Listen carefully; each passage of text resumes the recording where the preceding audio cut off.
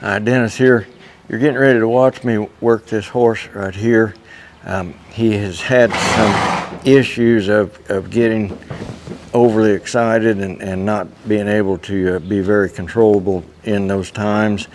And what you're going to see me doing is setting clear-cut boundaries and helping him to find some comfort by yielding from those clear-cut boundaries. What is a boundary? A boundary is a decision that I make in my mind that I do not want that horse to go beyond a point. So if he's pushing up into that point, if my leg is on, that's a boundary. If my rein is on, that's a boundary. So I'm thinking about just doing what I need to do on this side of his body to keep him from going through there.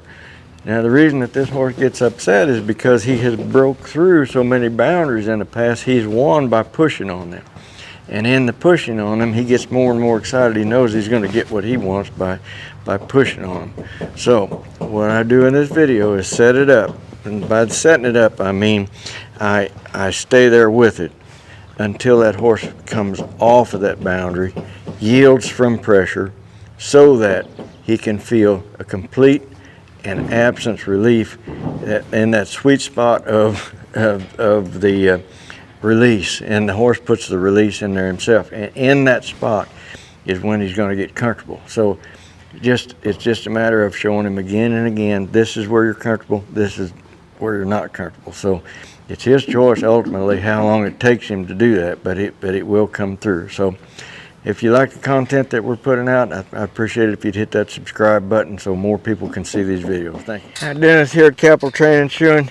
Today I'm on an older gaited horse that had a history of being very anxious when first got on him. In fact, he got out from underneath the person that owned a horse at mounting time and hurt her.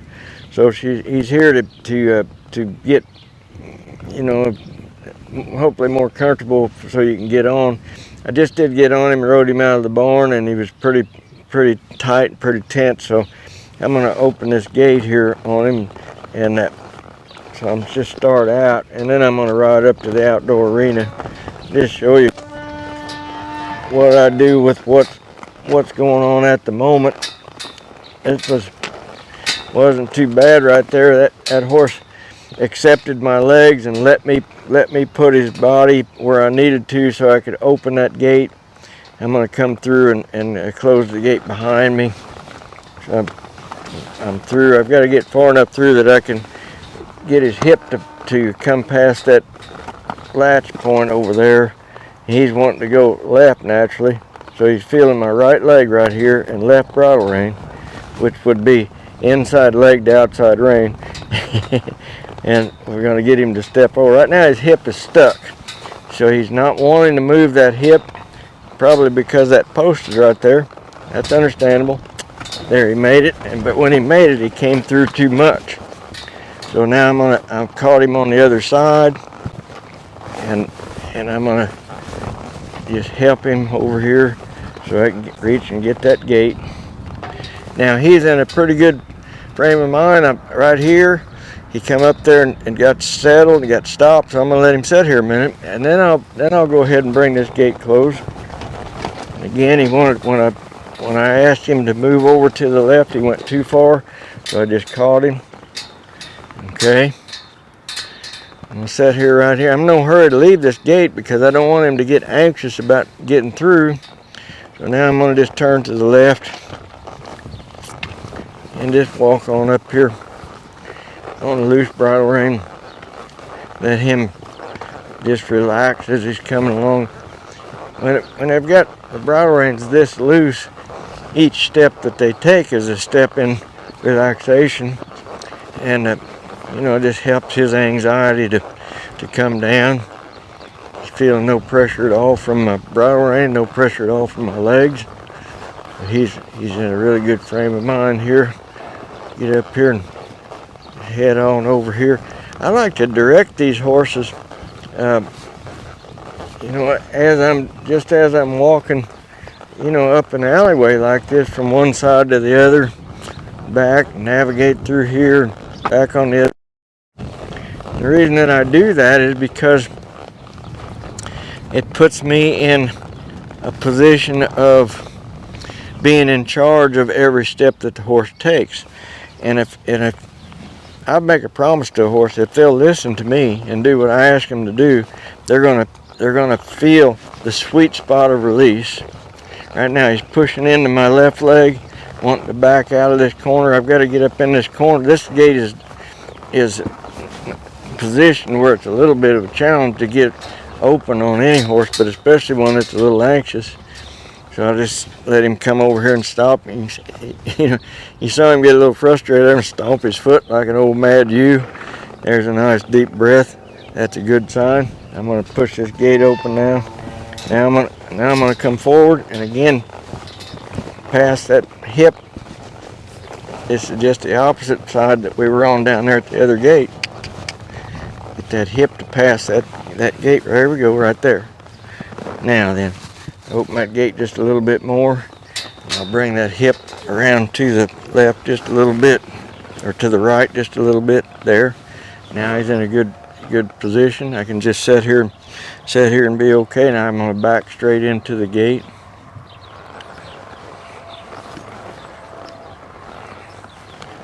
When I get to the end of this gate, I'm not going to just keep backing and leave. I want to back around to the end of it. There he's stomping his foot again, frustrated, mad. So what?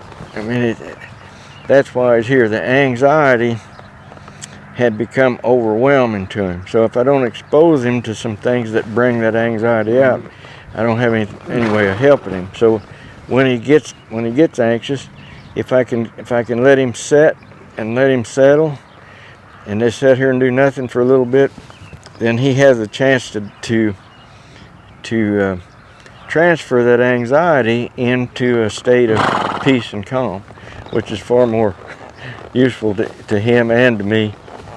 Now I'm going to push this gate just a little bit, and I'm using my left leg here just a little bit and asking him to bring his hip right on around.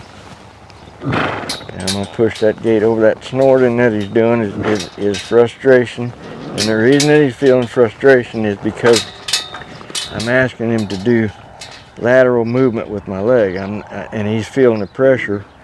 And more than likely, especially most gaited horses that I ride come in here, and to them a leg means go forward, and go forward fast. So I have to show them that a leg can move laterally, and they don't have to get uptight about it. Just move your feet over, and there is a place of release. But always, the most important thing is the time that you can sit here when they have come through a spot of anxiety and they found that spot of peace, and let that horse have a minute there. There's another nice deep breath. That's very good, very good. So now, because of this frame of mind, I've got options. I can sit here a while longer, I can go straight, or I can go left. It doesn't matter. I'm going to go left. Now, the reason he hit that gate was this, and this is that gate just proved a point. His head went left and his butt went right. That's not a good turnaround. That hind end needs to stay underneath of those horses. That hind end should move in the same direction of our turn. So if I move this outside leg back just a little bit and then ask him to turn out of there, now he's bringing his body and the butt staying stationary. That's a much more useful turn than that one where he crashed the gate.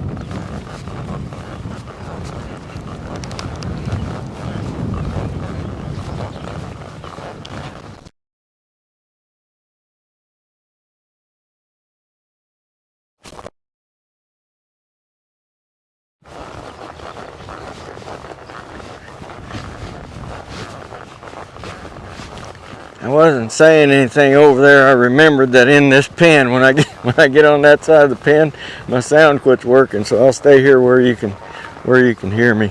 And that horse is in a really good frame of mind right now, so I'm just letting him explore here a little bit. But I'm still directing. I'm directing his feet. And when I make this little turn like here, my left shoulder is behind my right one. I'm looking in the direction I want him to travel. And he's feeling whatever aid that he needs to feel to make that little turn. Now when I asked him to stop, he didn't stop. He just kind of balled up on his front end, got on his front feet, and fishtailed around on his hind end. So if I don't recognize that right there and I just go on with it, I keep him believing that his state of anxiety is the way he needs to be. But if I can slow down and find those places and then give this horse a chance when he's made a right decision, and how would I know that there was a right decision made if I did not have a clear mental picture? There it is again. The clear mental picture is everything. That's where your timing comes from. That's when it tells me when to do what. I didn't tell him to move. All I did was straighten the saddle up and he moved. So now he's feeling my right leg. His hips wanting to go to the right. I've just barely got that right leg on there, and I'm not letting him go that way. He looked over his left shoulder and he thinks he's got to leave. He's pushing into this leg. He's just avoiding listening to me. Just continues to avoid. Hip is stuck. There it got unstuck. So that step right there was the first step that I had the opportunity to let him feel a release from this leg. Now when I put this leg back on, let's see what happened. Now he's bracing into it again. So I'm going to just wait here, wait. There it is again. Release. Ask for it lightly. There we go. Pretty nice. No leg on there. Now he's doing exactly what I want him to do. I'll come back over here where we started from. Right there I used my left leg to get his front end back over here. Here's where we started from. He could have stayed here and saved all that energy, but he got all angst up and then he pushed through there and just wasted energy. So, you know, horses are very intelligent, and you give them an opportunity to find out where it's easy, and they'll take that path every time.